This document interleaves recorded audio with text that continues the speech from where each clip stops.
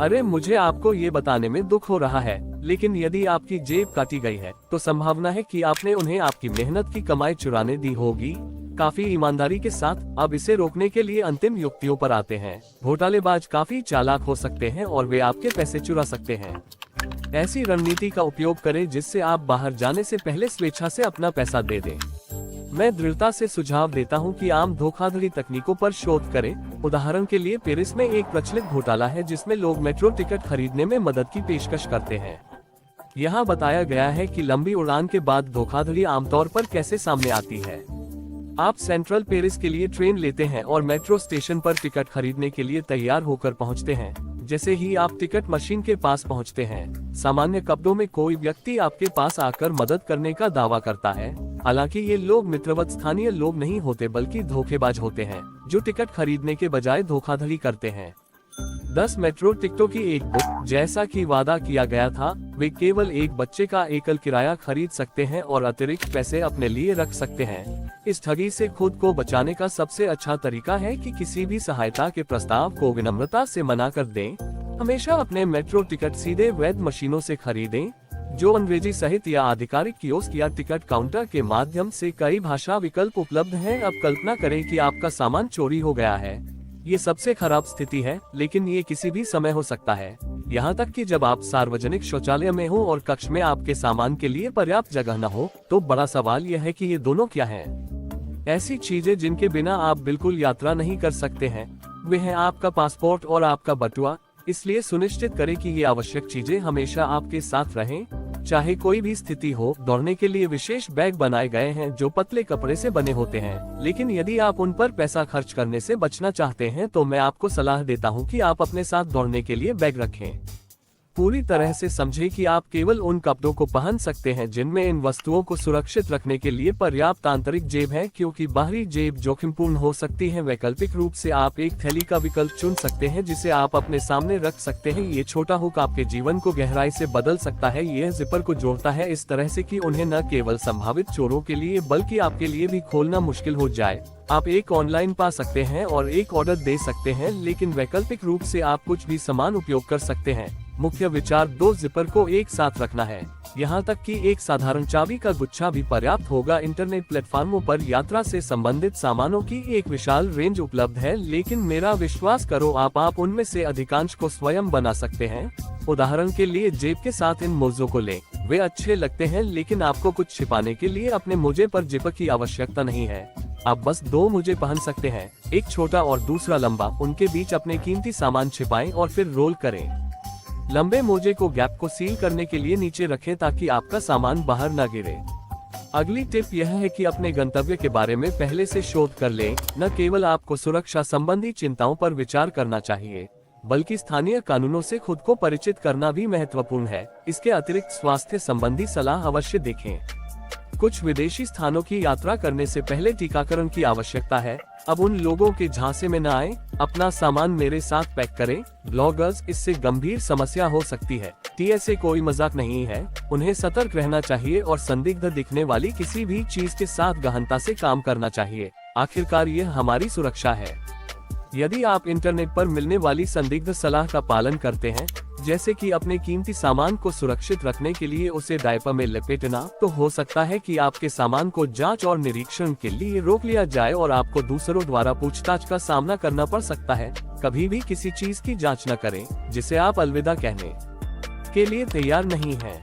हर 1000 बैगों में से 7 खो जाते हैं, जबकि कुछ बैग वापस आ जाते हैं। ये कभी पता नहीं चलता। ऐसा हो सकता है। एक बार यूरोपियन यात्रा से लौटते समय मेरा बैग खो गया था और 1 महीने बाद तक वह नहीं मिला।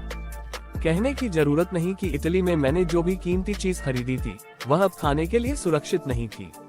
आपने इस बारे में बहुत सारे वीडियो देखे होंगे कि कैसे अपने होटल के कमरे को एक किले में बदलने के लिए सुरक्षा प्रणालियों के विशेष हुक के नीचे पोर्टेबल ताले हैं। और मुझे यकीन है कि मैं कुछ भूल गया था। मुझे पता है कि सुरक्षा पहले आती है, लेकिन कभी कभी जब आप केवल कैरी ऑन के साथ यात्रा करते हैं तो उनमें सभी सामान पैक करने के लिए पर्याप्त जगह नहीं होती है। वे अतिरिक्त वस्तुएं, हालांकि आप कुछ का उपयोग कर सकते हैं जो आपका होटल प्रदान करता है। एक तौलिया को कसकर रोल करके और इसे दरवाजे के नीचे रखकर आप एक अवरोध बना सकते सकते हैं। हालांकि यह सही सुरक्षा नहीं है।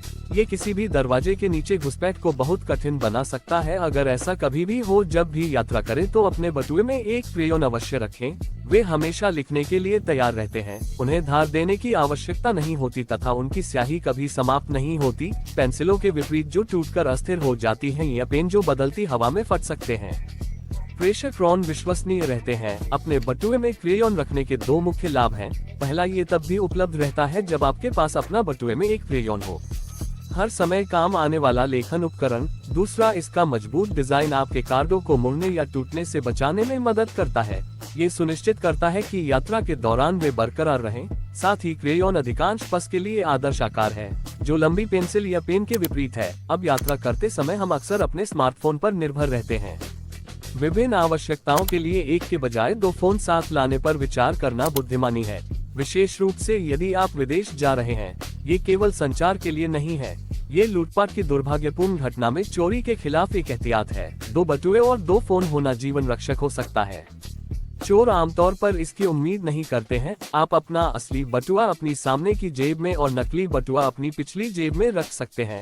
इसी तरह दो फोन ले जा सकते हैं। अपना मुख्य फोन सामने की जेब में और दूसरा फोन पिछली जेब में रख सकते हैं। इस तरह जब आप उनसे सामना करें और पूछें तो उन्हें बताएं कि क्या वे चोर हैं। फोन और बटुए के लिए आप अपने मूल्यवान सामान के बजाय किसी नकली वस्तु को सौंप सकते हैं। चोर का ध्यान आकर्षित करने का मतलब केवल आकर्षक सामान पहनना नहीं है। ये सुनने में भले ही आश्चर्यजनक लगे, लेकिन केवल अच्छा और आकर्षक दिखना अवांछित ध्यान आकर्षित कर सकता है, खासकर महिलाओं के लिए। चोरों के पास ऐसा करने के लिए पर्याप्त साधन हो सकते हैं। एक गलत धारणा यह है कि अच्छे कपड़े पहने हुए एक आकर्षक व्यक्ति का मतलब पैसा है, ताकि जोखिम को कम किया जा सके। यात्रा करते समय अधिक कपड़े न पहनना बुद्धिमानी है। इस दृष्टिकोण का एक अतिरिक्त लाभ यह है कि आप केवल साधारण वस्तुएं ही साथ ले जाएं, जिन्हें अलविदा कहने में आपको कोई आपत्ति न हो। आप अपने सामान में स्मृति चिन्हों और स्थानीय उत्पादों के लिए अतिरिक्त स्थान बना सकते हैं। आप पुराने कपड़ों को भी रिसाइकलिंग के लिए छोड़ सकते हैं। अपने गंतव्य पर कूड़ेदान रखें, जिससे नए खजानों के लिए जगह खाली हो जाएगी और घर लौटते समय भारी हवाई अड्डा शुल्क नहीं देना पड़ेगा। विश्वास करें या नहीं, डक्ट टेप एक चतुर चाल है जो चोरों को रोकने में आपकी मदद कर सकती है, भले ही आपके पास एक बढ़िया फोन, लैपटॉप केस या बैकपैक क्यों न हो। थोड़ा जर्जर दिखना खतरनाक गंतव्यों की यात्रा करते समय फायदेमंद हो सकता है। चोर आमतौर पर ब्रांड नई या उच्च स्थिति वाली वस्तुओं को निशाना बनाते हैं, जिन्हें फिर से बेचना आसान होता है, और वे उन वस्तुओं में कम रुचि रखते हैं जिन्हें बेचने के लिए अधिक प्रयास की आवश्यकता होती है। वैसे ये सिर्फ डक नहीं है। जो भी आपकी चीजें पुरानी या कम आकर्षक लगती है, उन्हें टेप से चिपका दें। अपने कीमती सामान को छिपाने के लिए गंदे और घिसे हुए फोन केस या अनाकर्षक बैग का उपयोग करें। याद रखें कि आप किसी फैशन वीक में नहीं बल्कि छुट्टियों पर हैं। मेरे पास आपके लिए एक छोटा सा सवाल है, क्या आप जानते हैं जेबकतरी के लिए सबसे खतरनाक जगह कौन सी है?